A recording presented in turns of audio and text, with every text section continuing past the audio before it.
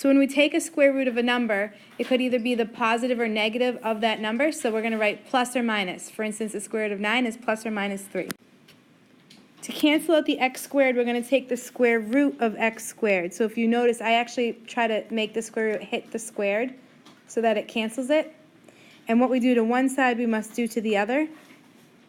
And our final answer is going to be x equals plus or minus 4. So for x squared equals negative 4, we are unable in this class to take the square root of a negative, so we're writing no real numbers. Some people like to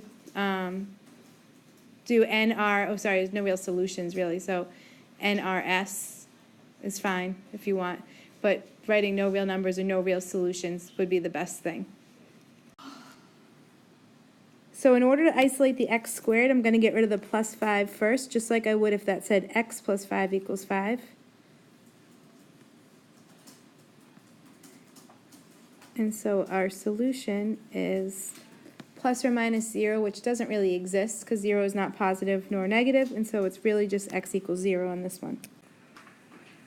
So for this problem, we start by isolating x squared. So on this problem, once we isolated x, I had 25 over 4 to deal with. So the radical 25 over 4, since those are both perfect squares, I'm not actually dividing. So then I'm taking radical 25 over radical 4, and then we end up with 5 over 2. So the answer is x equals plus or minus 5 over 2. So for this problem, we have a group. We have parentheses here. X plus 2 squared equals 9. In order to isolate that group, we have to take the square root of both sides at this point, and we end up with x plus 2 equals plus or minus 3, which means that we're going to have two solutions because we have positive 3 minus 2 and negative 3 minus 2, which I wrote on the side over here.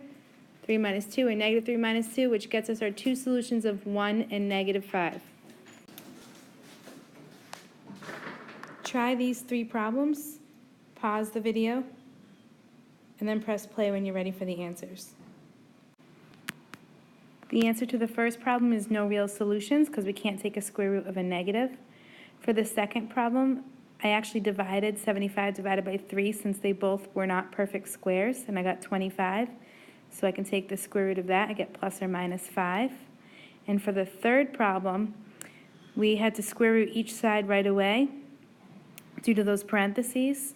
And so we end up with x minus 3 equals plus or minus 8.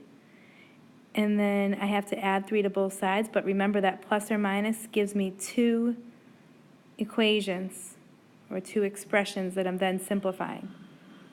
And so my answer is x equals 11 and negative 5. It doesn't matter the order you give those. You could say negative 5 and 11.